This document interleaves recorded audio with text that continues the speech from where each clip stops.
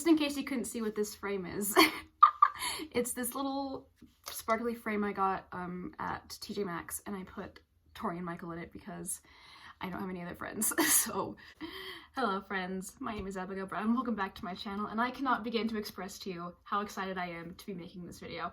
I have wanted to make this video since before I even started my channel because it is just something that I think about all the time, and I just love it so much. So, let's just get to the chase. I'm so excited, I need to take a deep breath. Let's do this. So if you know anything about me, you will know two things. One, that I am autistic. Two, that I, more than anything, love Solitaire by Alice Oseman. I have a poster on my wall that I'll show you. Look at them. I love them. Anyways. Also, I got these cute earrings with Solitaire on them. But anyway, this is not brag about my Solitaire merch. This is talk about Solitaire hour. So, oh my goodness. Okay. I'm so excited. I'm so excited. Okay. I think about this, as I've said, pretty much every day. And that is that I headcanon Tori Spring and Michael Holden from Solitaire as autistic. So I first read this book last March, and I've read it many a time since. If you can see, this is my copy. It has like all sorts of tabs. I have like highlights, I've written notes. It's just, this book means so much to me. And Alice, if you're watching this, thank you for writing it. But recently I got the updated version. I put a little star on it because, as you can see, I do have like a matching copy right there. This one has a little star on it. It's the updated version of Solitaire. And when I got this one, I decided I wanted to do a full reread to prepare myself for this video. So I have color-coded my tabs. And this video is going to be in two parts, and each part has like two sections. So the first part will be Tori, the second part will be Michael, and then it'll be, yeah, we'll go more into it when we get there. But I have color-coded my tabs, if you can see. How do I show this? Very snazzy. So purple is lines that make me think Tori is autistic. Pink is like slightly autistic Tori, like it could be taken both ways. Blue is autistic Michael, and green is slightly autistic Michael. And the three orange ones are just things I want to remember for my next reread. So not related at all, but I wanted to remember them. Before we get into this, I just want to say that I'm not an expert on autism. I do have it, but this is mostly speaking from my own experience and with what I know. I'm not a doctor. I'm just an autistic girl who has a special interest that she wants to talk about. And also, I don't claim any of this to be canon. I don't want to like infringe on like Alice Oseman's rights as an author because they belong to her. They're all hers. So let's talk about Autistic Sprawlden. And yes, also note to Alice, if you are watching this, I would do anything just for one little hint of autistic Michael and Heartstopper. Just like one word. Just a little hint in it. Just give us autistics just a little bit of food. Okay, so first let's talk about autistic Tori. Hello, it is Future Me here, and we're going to cover some ground before we get started because I don't remember if I mentioned these when I got started with the video. So I filmed the video like an hour ago, and we're going to hurry and mention a couple quick things. First of all, happy Autism Acceptance Month, and if you're supporting autistic people, I hope you are. I love you, and we're real, we're out here, we're trying to do our best. Second of all, as you can probably tell, I have a very hard time speaking. I speak very fast. I try to control it, but it's very hard. And a very hard word for me to say, no matter how ironic it is autistic and autism. It just like, it gets stuck on my tongue right here. So if you hear me like stuttering a word that sounds kind of like autism or kind of like autistic, that's the word I'm going for. I really do try my best to like be as clear sounding as possible, but my brain just does not let me. And three, if you want to know the short answer to the question, are Tori and Michael autistic? The answer is yes, because I'm autistic and I say so. I also think that my Michael rant portion of this video will be a lot more like concise, because not only do I just like connect to Michael more, but he shows autism in a much more stereotypical way. So it's so much easier to explain it when he is very stereotypical, whereas autism is this huge spectrum, and people only really recognize autism as like this tiny little portion right here. So that's like your archetypes like Sheldon from Big Bang Theory, Freddie Highmore from The Good Doctor, Sam from Atypical. This is what they're thinking, your stereotypes, but autism is this huge spectrum. And where Michael falls about right here, he's very stereotypical. He falls in the more stereotypical region, while Tori over here is very, not abstract, but she just shows autism in a completely different way. A lot of her autism is more to do with social stuff and isolation, whereas Michael's is more like, Tori's is more of an internal struggle, whereas Michael's is more external. I don't know how to describe it, but they just show autism so differently, and Michael's is just what I relate to more, and so I am better at describing it. Put this at the beginning of the video. I am going to write a blog post about this on my blog, so this will be a lot more like comprehensive, a lot more well thought out, while I'm just here rambling. I just barely finished my reread probably 15 minutes ago, so I'm here, I'm rambling, and if you want like a comprehensive, like, cut the bullshit, just give me the references, give me all the information, and I don't have to listen to you stutter over your words. Perfect. Do that. It'll be linked down below when it's done. But until then, this is what you get. Also, as I'm halfway done finishing this will be at the beginning of the video, but this video is a very good interpretation of how the autistic mind works. Whereas a neurotypical mind would just go like this, you'd be like, okay, autistic sprawled, and I'm going to explain autistic sprawled to you, and then you would explain it, and you'd get it at the end. Whereas my mind, it just kind of goes like this, and then you have a million different paths, and all of a sudden we're talking about all sorts of things. So if you want, again, more like succinct, concise version will be linked down below when I finish it. But this is just purely autistic rambles with me, Abigail Brown. Also, a little note, especially with Tori's depression that she has, a lot of these symptoms could be like comorbidity, and they could be more related to her depression than being autistic, but I'm just gonna talk about what I want to talk about. Enough disclaimers, let's do this. You know I'm not a doctor, you know I'm just having fun.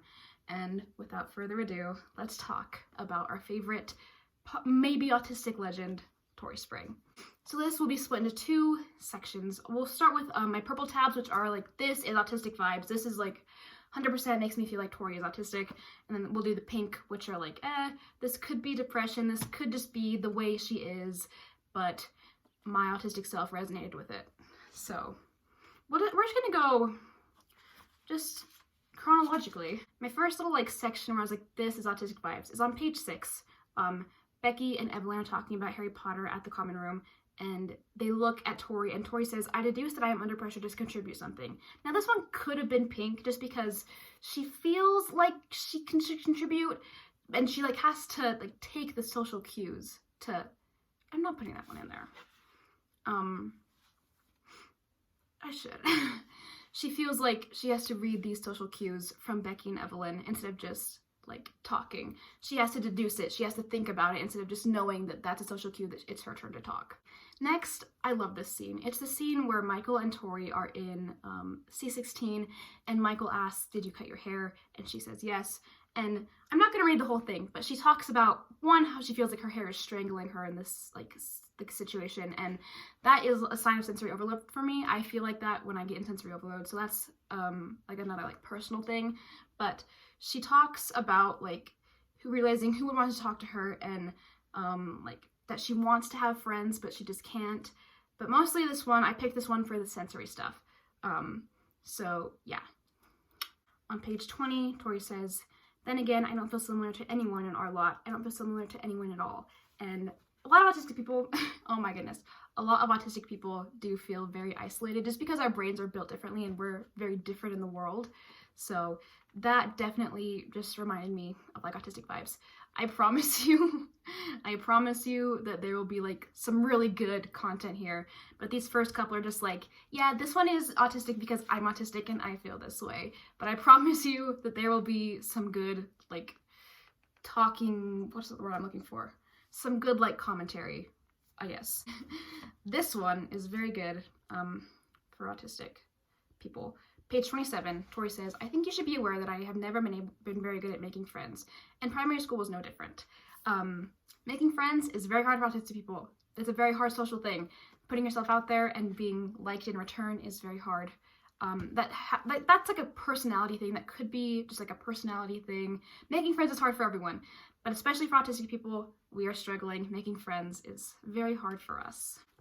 And then on the next page, Becky makes fun of her for being as sociable as a cardboard box, which just is another thing that Tori just doesn't really understand socialness. Not even that she doesn't understand it, but she doesn't engage in it. She doesn't like to engage in it. And while that could be like a personality thing or a thing to do with her depression, that is a very autistic thing that a lot of autistic people do struggle with. When Tori talks about hating the phone, I hate the phone. It's the worst invention of the history of the world because if you don't talk, nothing happens. You can't get by with simply listening or nodding your head all in the right places. You have to talk. You have no option. This is another social thing.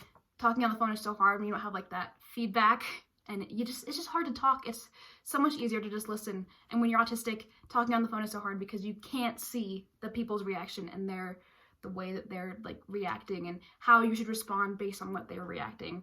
It's just very hard. On the next page, this scene just hurts my soul. Tori talks about Becky and how she wishes that she was Becky, how she wishes that she went to parties and people would light up around her, and how she just wishes that she would like be the center of attention and that she had all these friends and she had this ability and this want to party, but she just doesn't. And that's a crisis that I have had. It's very hard to find your place as an autistic person, especially when you have friends that are super popular and you just feel like you're the friend at the wayside and you just feel like the entire world is passing you by and that nobody sees you. And that's a big thing just for people in general, but especially us autistic people, we wish that we could be social, we just don't know how to do it. On 55, Tori says, because less life, without organization, we've descended to chaos. Autistic people very much like things to be organized.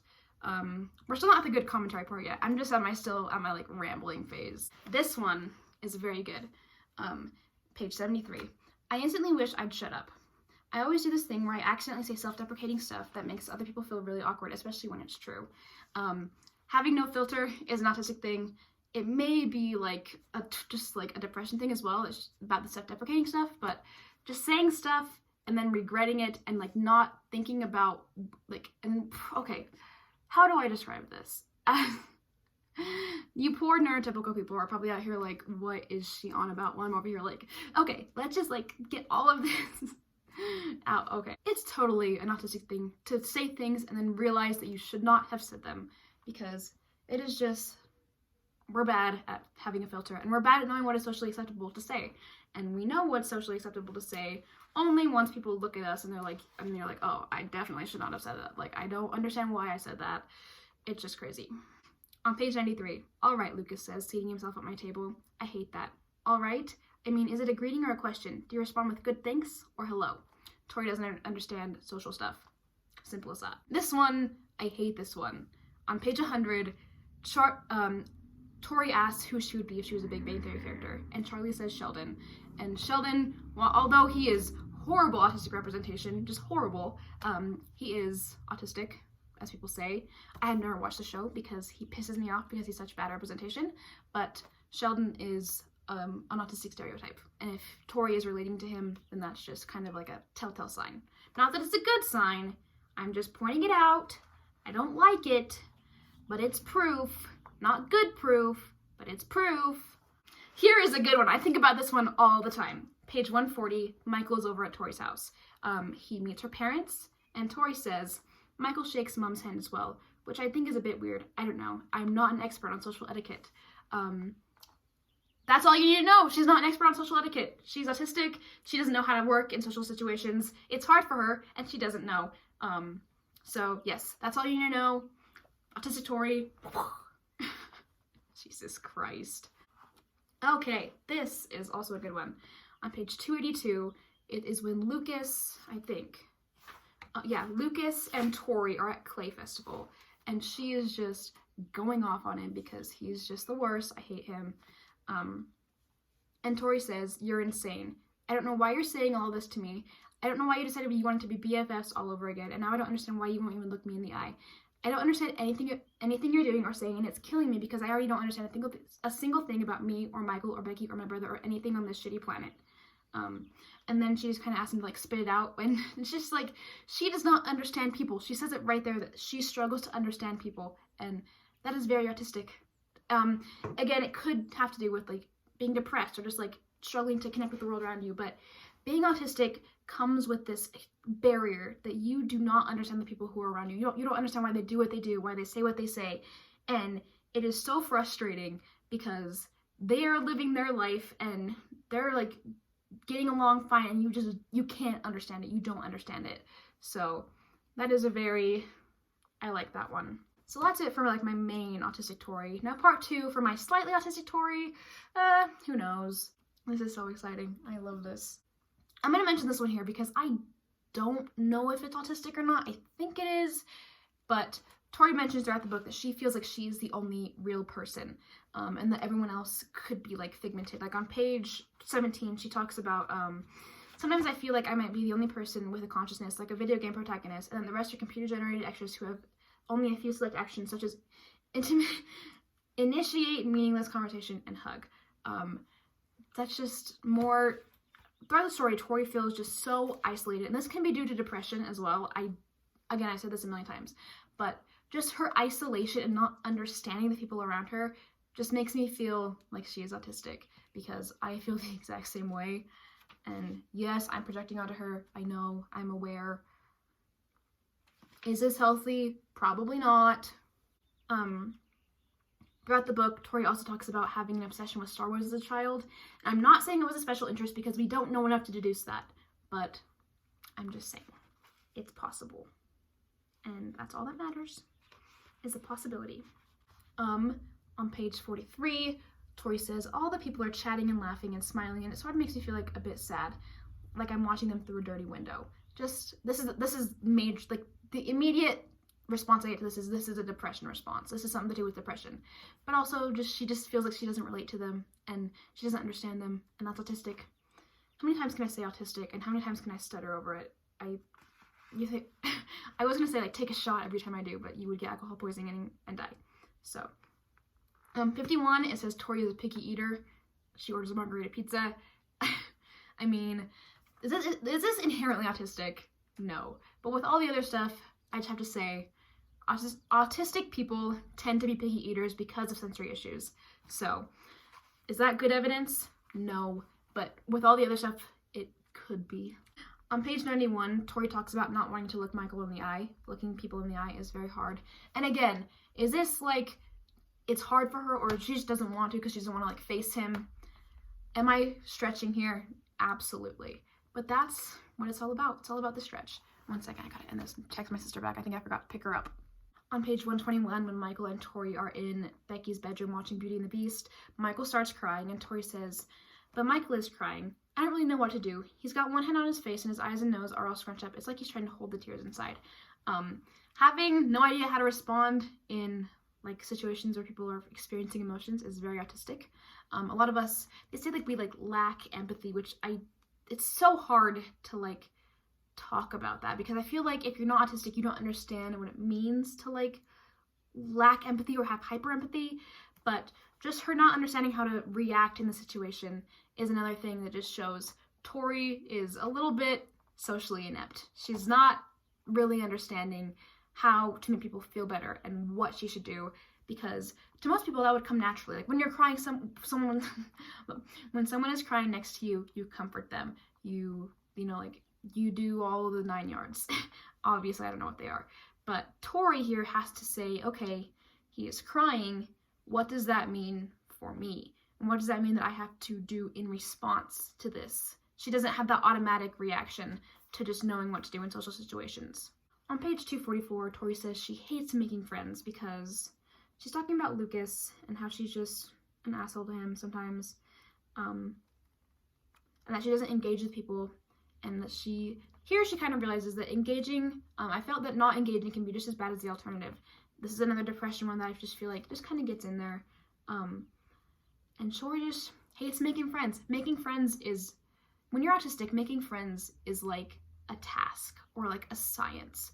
When you're not autistic, you can, I assume, you just walk up to people and then you're friends. All of a sudden you're just like magically, you're friends and you get to know each other. But when you're autistic, there are so many more steps to take when you make a friend and realizing, okay, is this my friend now? What does a friendship mean? What does a friendship entail? It's just, there's so much more than just having a friend.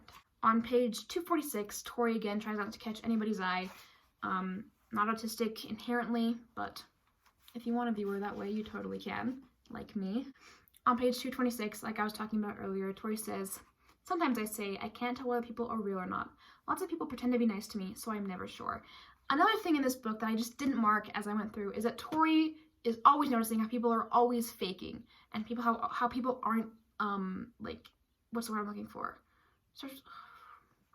Authentic. People aren't authentic. And I feel like that's a very important, not important, but that's a very inherently autistic thing. Just this feeling like you don't understand people and that they're faking, and you don't understand why people don't show them true selves. You don't understand, Jesus Christ. You don't understand why people aren't showing their true selves, and you don't understand why people have to hide and why people have to do all this stuff. You don't understand these extra social pressures and extra social cues because they just don't make sense to you, and it's just not in your brain to understand those things. On page 241, Tori talks about, and I, being me, didn't bother to listen to anyone except myself. A big part of autism, in a lot of people, is egocentrism. Egocentrism, which is where you feel like the world kind of revolves around you. And if you've watched Everything's Gonna Be Okay, it's a TV show on Hulu. One of the main characters, Matilda, struggles with this a lot in her autism. And it's just a part of being autistic that I can't really, like, describe anymore. Not that people don't, like, I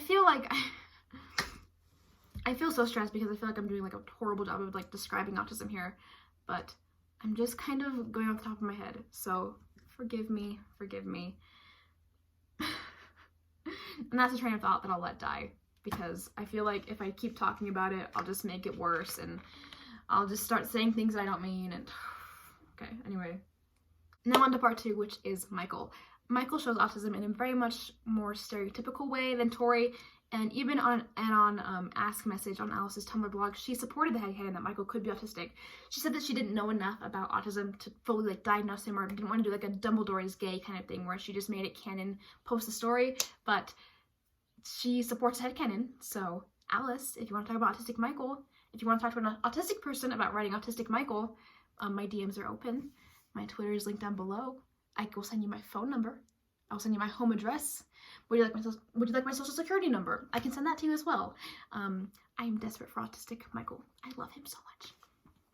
Okay, Michael Holden, love of my life, fire of my loins, boy of my dreams. Let's talk about him. So within the first chapter, Michael Holden appears out of heaven itself. And the first thing he does when he approaches Tori is, as he absorbs my face, his eyes flare up, and I swear to God they double in size. He leaps towards me like a pouncing lion, fiercely enough that I stumble backwards in fear that he might crush me completely. He leans forward so that his face is centimeters away from my own. If you know autistic people, some of us have very bad problems with personal space issues. Either we don't want to be anywhere near you, or we want to be right on top of you. Autistic people just don't understand that personal bubble. A lot of us, it depends on the person, but understanding that social pressure is very hard for some of us. So yeah, Michael Holden, just first thing he does, he gets right in her space. He does not care that is not socially acceptable. He is in her space, he is looking at her, and she is very uncomfortable, which is autistic Tori as well, because she does not like people in her space. She likes the bubble, whereas Michael doesn't have a bubble. And that is the autistic couple goals of your dreams. At Pizza Express on page 48, meanwhile, Michael is helping himself to our leftover starters. With his free hand, he points ambiguously towards Becky. Are you Becky Allen? Is it socially acceptable? First of all, is it socially acceptable to stalk someone and go to the restaurant that they are at? Not only is it socially unacceptable to do that, but then to eat their food? Michael! Oh my gosh, this kid does not understand that you should not stalk people and show up at the restaurant they're at. That's just like an unwritten rule that neurotypical people know. But my little autistic legend, Michael Holden, he just shows up. He does not give a single F about anything. He thinks that's what he wants to do, so he does it. Is it socially correct? Absolutely not. Does he do it anyway? Yes. And I love him for it. Okay, I am getting so excited. This video makes no sense to anyone except me, where I just get a ramble for like ever, and I'm living my dreams over here. Oh, I love this line. Okay, page 60. Michael and Tori have left this incredibly awkward situation where Michael has stalked her to a restaurant, and now he is walking her home. And he tells her that he was the one who showed her around showed her around Shroom, and this is the conversation that happened. But it's impossible. But you were so normal. He shrugs and smiles, and the raindrops on his face make him seem as if he's crying. There's a time and a place for being normal. For most people, normal is their default setting, but for some people, like you and me, normal is something we have to bring out, like putting on a suit for a posh dinner. Does that not scream autistic masking to you? Because let me tell you something about being autistic. If this line right here is the biggest evidence that Michael Holden could be autistic, because having to try to act like you're not autistic is such a big part of being autistic. It is such an integral part to act like you're neurotypical, because that's what you need to do to like be socially accepted in society. And Michael says right here that him and Tori, who he barely knows, but I agree that Tori does have to go through this throughout the book, that being normal, being this neurotypical stereotype, being someone who isn't yourself, someone who is more socially acceptable to be than it is to be yourself, it's something that he has to physically try to do, something that it doesn't come easily to him. Whereas neurotypical people, they just kind of go out and they become, how do I phrase this? I don't know. Anyways, being autistic comes with the social pressure to change who you are to appear not autistic. It's called masking. I could do more in depth on it, but masking is a thing. And right here, Michael Holden talks specifically about pretending to be normal and changing who you are to fit in. And that is that's autistic. That's 100%. This line right here is probably the biggest proof that we have that Michael Holden could be autistic. On page 118, Michael talks about not understanding exams and how they're written. When it comes to the exams, I generally don't write what they want me to write. I'm not very good at sorting out all the stuff in my head. Like, I take biology A-level, and I completely understand what polypeptide synthesis is, but I can't write it down. I just don't know what the examiners want to hear. I don't know whether I just forget things, or maybe I don't know how I'm supposed to explain it. I just don't know, and it's fucking horrible. Again, autistic people, our brains are completely differently wired than neurotypical people.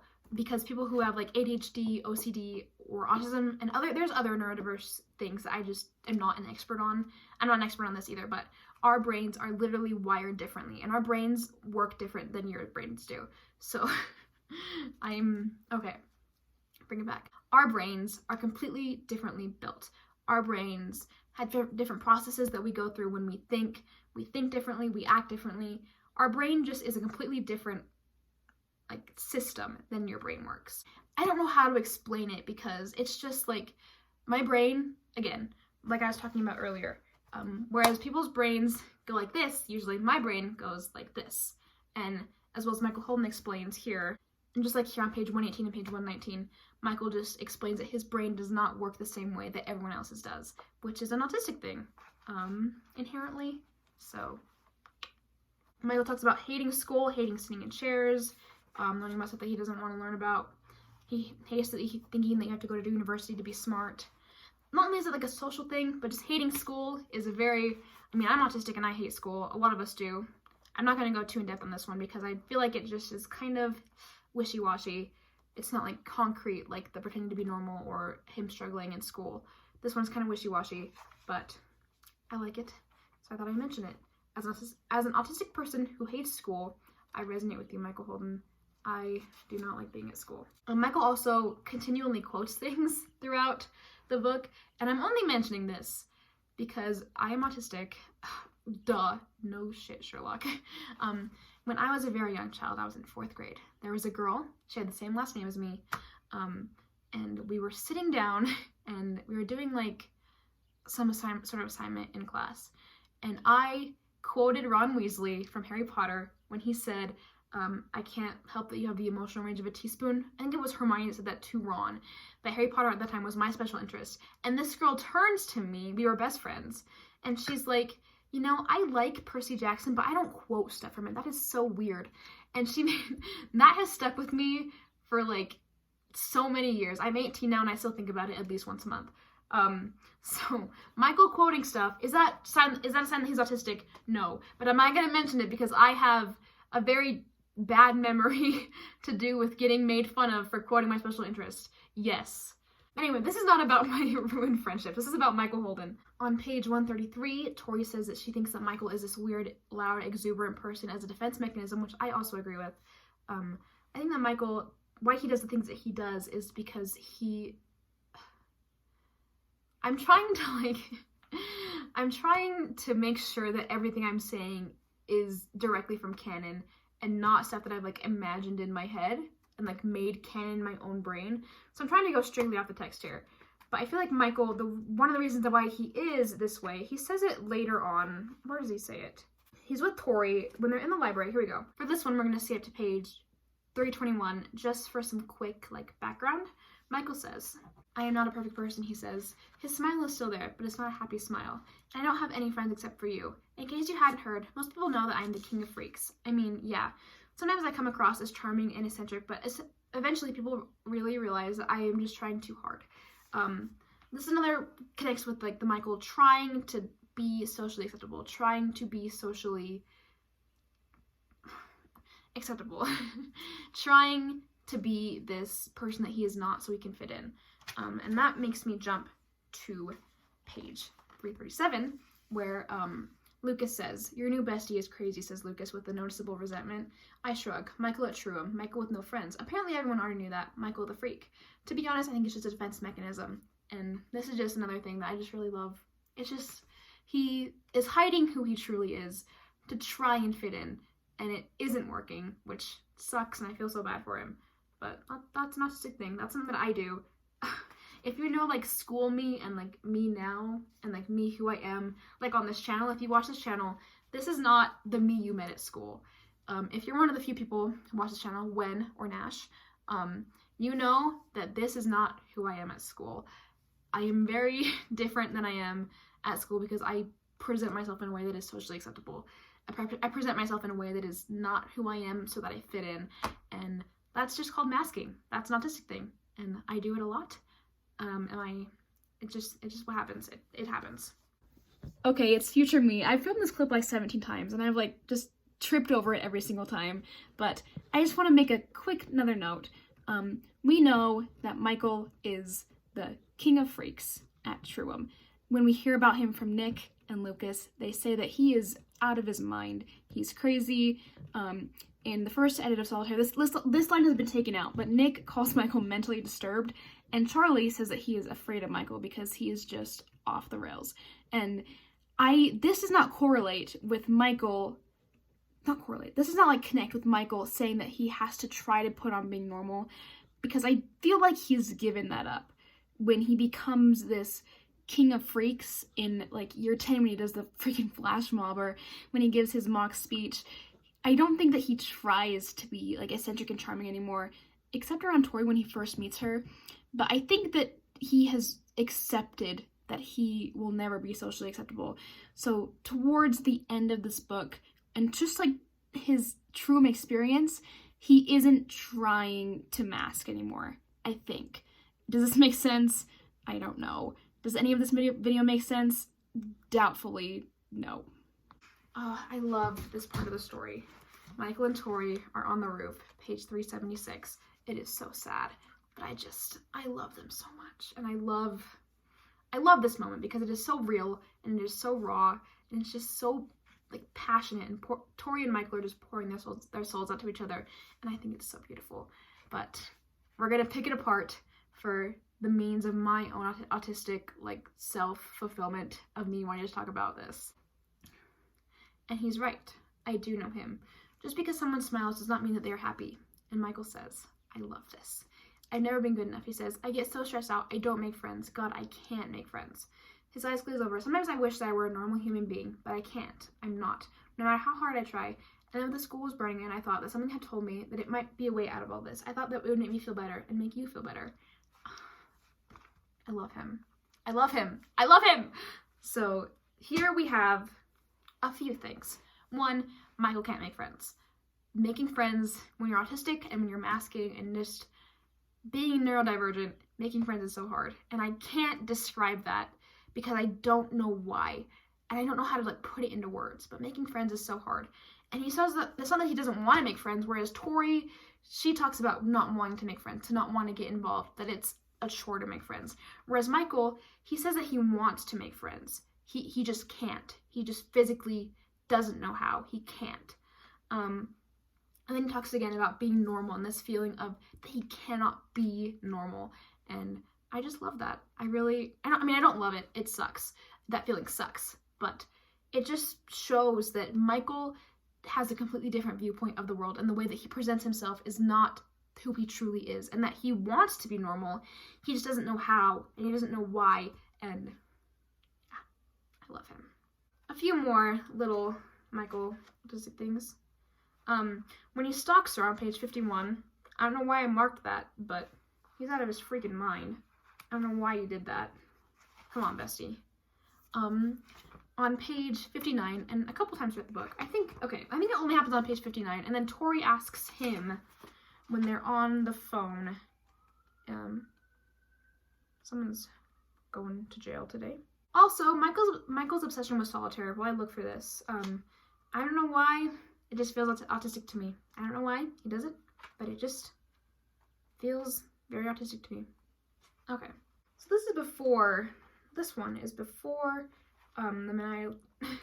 So this quote that I just talked about is before the maniacally depressed sociopath moment. Okay, so let's talk about this. On page 59, Michael asks Tori, "Can we really not be friends?" And Tori asks him the same thing again on page 183, which is autistic because I'm using that like as a verb, and I know that I'm probably not being like totally politically correct with this, and I'm probably making some mistakes, but just making friends is hard, and realizing how to make friends and making that connection is just hard. So Michael and Tori having to be very literal with their friendship and very straightforward about what they want and how they feel, it just feels autistic to me. Can we really not be friends? I just, please Tori, why don't you want to be friends with me? It's like he's desperate. And then Tori does her thing. He looks down. I don't understand either. They're autistic, and they love each other, and they're perfect for each other, and that is my rant. So I know that this video was very messy and very disorganized, but autistic sprawled into something that can be so personal to somebody, and I know that I did a very horrible job of like explaining it. I knew that I would, because talking, first of all, writing is definitely my strong suit. So when I blog post about this, it'll be so much more like comprehensible. But if you made it this far, thank you for enjoying my true geeking out about my special interest, and I appreciate it, and I hope that you enjoy Autistic Michael and Autistic Tori as much as I do, and I hope you think about it, because having completely neurotypical characters is lame, and I feel like just inherently they are very neurodivergent to me. They feel very neurodivergent to me. So yeah, that is my Solitaire rant, ramble, whatever. I love this book. It means so much to me. Even if Alice comes out and says, no, they're not autistic, screw you, go to hell, this book will still be my favorite. It'll still mean so much to me. So I am just so eternally grateful for Solitaire, its impact on my life, and just all the people I've met through it. And I'm glad that you get to experience this excitement with me. Anyways, thank you for watching. I hope you're safe. I hope you're healthy. I hope you're well. I hope you're doing good. And I hope that you just find joy in the present moment and you're just enjoying life. Because that's all that really matters. All we have is today. All that matters is just loving what you love, being happy, finding joy in things that make you happy, and not giving a damn about what anybody else thinks. So thank you for coming to my TED Talk. I will see you later, friends. Bye!